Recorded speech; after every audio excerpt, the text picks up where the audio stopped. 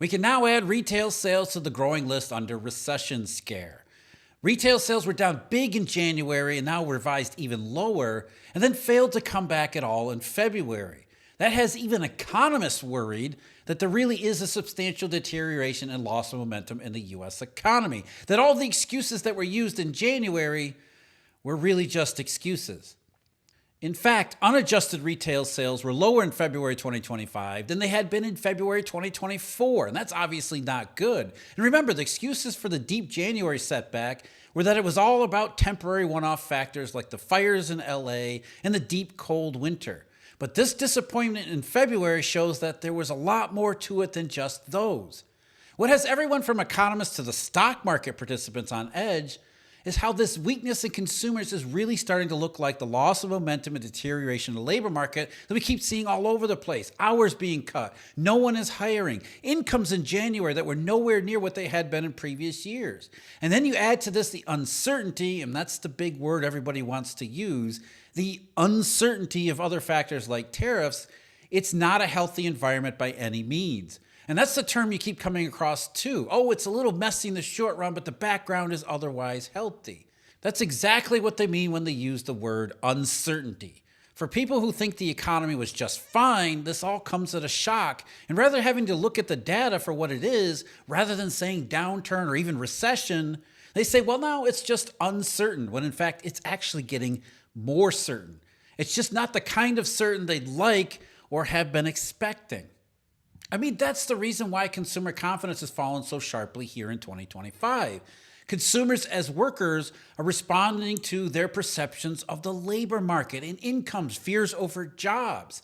And the fear that everyone else has had is that eventually consumers who are afraid of jobs and incomes might actually start acting on those fears. And that's what the retail sales report, first from January and now February, is really starting to get at. The fact that consumers who've been holding up, even though they're increasingly concerned about jobs and incomes, maybe they finally hit that wall. And what the Census Bureau reported this morning was, first of all, a sharp downward revision to the January retail sales figure. Initially, they had reported down 0.9% nominally in the month of January. That's the month-over-month change from December, seasonally adjusted. Now the Census Bureau thinks it was a 1.2% drop, which is among the most extreme ones that we've seen so far. For February, the latest data that just came out, now the Census Bureau thinks it was only up 0.2% off of that 1.2% drop. That's way below expectations of a 0.6% rebound. And see the difference here. What economists and analysts were expecting was, after a 0.9% drop, which was already big, they were expecting retail sales to bounce back substantially in February by 0.6%. Instead, what we get is retail sales that dropped even more, and a lot more, by 1.2% in January, barely even came back from that bigger drop in February. It's a world of difference than what even economists and analysts were expecting. It's a huge difference in sales and spending among consumers. And a big part of it, first up last year and then down so far this year, has been auto sales, showing once again that a lot of the artificial highs from last year really were activity related to tariff beating, trying to buy automobiles before their prices went up based on trade restrictions and trade duties that were going to be imposed by the new Trump administration. So you had a huge rise in auto sales in nominal terms late last year. Between October, November, and December, according to retail sales, it was up almost 7%.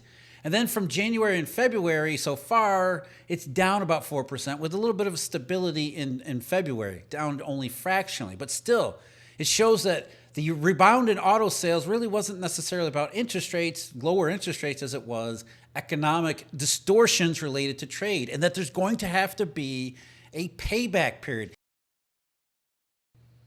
All those numbers were in nominal terms. When you convert it to real terms, what you see is retail sales were down fractionally, actually down fractionally in February on a seasonally adjusted month-over-month basis, minus 0.02%. So basically flat, but still down after the downward revised 1.7% month-over-month decline in January. So again, you had the massive decline in January and then another decline on top of it in February in real terms, which means over the last couple of months, consumer spending and retail sales have really retreated, paying a little bit more and getting a lot less for it. So real consumer spending, which has been the big problem, in fact, real terms on anything throughout the global economy, especially where it comes to goods, volume growth is just not there, and it hasn't been there for years. And now you see an acceleration to the downside in volume growth, which means for the manufacturing sector, at the very least, there's going to be difficult conversations about, do we have too many workers? Do we need to cut back their hours even further? And then it spills over from there into the services sector, because a whole lot of services industries are dedicated to the management, the movement, and the sale of goods. So if you have less volume growth, there's less need to do all of those things. And even when you go back to nominal terms, the Census Bureau reported retail sales in February, unadjusted for seasonality, that were actually down February 2025 compared to February 2024. Lower sales in nominal terms this year, this February, than last year. Minus 0.9% year over year. Now, January's had been somewhat above 4.4%. You put January and February together combined, what you see is the retail sales in nominal terms up 1.8% year over year. As I keep pointing out, anything less than 3% year over year is solidly in recession territory. So we're starting out 2025 with retail sales unadjusted by seasonality up only 1.8%. That's not good. That goes along with fears of this recession scare. The only real good thing about it, smallest silver lining, is that January and February are the smallest months of the year for revenues and spending and activity anyway. But even so, starting off this week and having it not just be fires and cold weather in January, that it continued into February, not a good sign. And it's a sign, in fact, that there is real degradation and deterioration in the real economy, that consumers are finally acting on their growing pessimism about their prospects over jobs and incomes. They're not just concerned about it, now they're acting on those concerns. And while we're here talking about the cyclical possibilities here in the US, next Monday, March 24th, Eurodollar University, we're holding a webinar where we're going to discuss the global implications of the cyclical downturn in the US, the possibilities there, as well as what that means for the rest of the world, financial markets, the dollar, interest rates, and everything in between. There's a link in the description to sign up for the webinar next Monday. Hope to see you there. And these alarms are getting into even the mainstream media among economists and analysts as well. As Bloomberg reported about the retail sales report, disappointing retail sales last month added to concerns of a pullback in consumer spending in the US, while a pair of business surveys suggested growing caution. Retail sales rose by less than forecast in February, and the prior month was revised down to mark the biggest drop since July of 2021.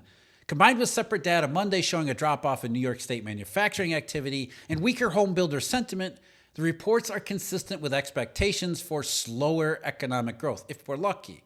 The risk of much weaker growth as consumers seek to rebuild a savings buffer in response to concerns about job security now looks elevated, according to Samuel Toombs, who's the chief economist at Pantheon Macroeconomics. And again, like I said, even economists are starting to get more and more concerned, even after they were talking about how strong and resilient the economy was not all that long ago. Dismissing the January drop is nothing more than temporary one-off factors. As it turns out with February, maybe they weren't temporary after all.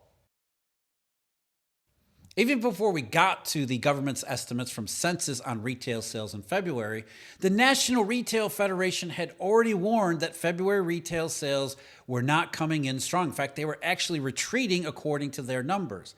What the NRF said was, consumer spending dipped slightly again in February due to the combination of harsh winter weather and declining consumer confidence, which was driven by, of course, tariffs. I got to throw that one in. But most important of all, concerns about rising unemployment, and then they throw policy uncertainties. So they actually get to the real heart of the matter, which is rising unemployment, concerns about jobs, incomes, and hours and everything in the labor market. And the NRF numbers, according to their models, they showed that total retail sales, excluding automobiles and gasoline, were down 0.22% seasonally adjusted month over month, which means that excluding automobiles and gasoline, the spending on all the rest of the stuff that looked not as bad in the Census Bureau numbers were incredibly weak according to the National Retail Federation as well. And as the NRF points out, their data, unlike survey data, doesn't need to be adjusted because it's drawn from real activity and receipts. But even so, you can see from the press release from the NRF how they still want to characterize it as, okay, yeah, it was weak in January, it's weak in February, it's just a little bit of a stumble, nothing more than a temporary hiccup. But we know that's not the case. The economy is in bad shape. It's just that they haven't been able to see it or been willing to admit it. And so now they call it uncertainty. They say this uncertainty has shown up from this otherwise healthy economy. Consumers have been spending, ignoring all the warning signs that have been leading up to this, especially among consumers themselves. We have continually seen consumers say we're not happy about the way things are in the labor market, but yet they continue to spend. So economists and analysts and the financial media and central bankers all said, well, it doesn't matter what the sentiment numbers say or the actual economic data in the labor market says. As long as consumers have been spending, then we're going to assume that everything is just fine. And now all of a sudden it looks like everything's not just fine. We'll call it uncertainty. But even someone like Mohammed El-Erian, as establishment gets, has had to recognize that something substantial is going on here. In an op-ed that was published just today, El-Erian said, recent soft data, and he put soft in quotes here, continues to flash warning signs, highlighted by Friday's disappointing consumer sentiment survey from the University of Michigan. Confidence, income expectations, and inflation are all heading the wrong way. Well, consumer prices are not going to be in the wrong way for very long. Some of these signs are starting to be reflected in the, quote, hard data, pointing to what I strongly expect will be a massive round of revisions to 2025 growth forecasts. He already noted that Goldman Sachs has lowered its GDP expectations for 2025 below 2% down to 1.7%. And he continues, soon analysts and economists will also worry about a negative wealth effect following the sudden plunge in the stock market. This includes the fifth fastest correction for the S&P 500 index since World War II. So you've got the stock market that's increasingly concerned about, as I keep pointing out, the possibility of seeing the traditional recession warning signs, negative GDP, negative payrolls.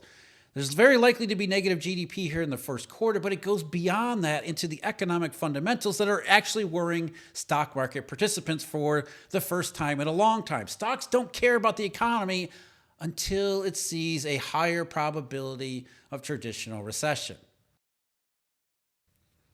And this deterioration, again, consumer spending, it makes sense. The labor market continues to get weak, and it has been weak for a very long period of time. It's just that weakness goes unappreciated by everyone in the mainstream because they look at consumer spending. Again, consumer spending has seemed to hold up, but consumers have been warning themselves. They've been saying, we're worried about jobs and incomes. We're worried about jobs and income. And every time the economists and analysts and central bankers and officials and everyone else says, okay, you have nothing to worry about. We're going to hit a soft landing. What happens? Consumer sentiment swings back to the downside. They say, we're worried about jobs and incomes. At some point, it was going to come to a head where consumers worried about jobs and incomes say, that's it.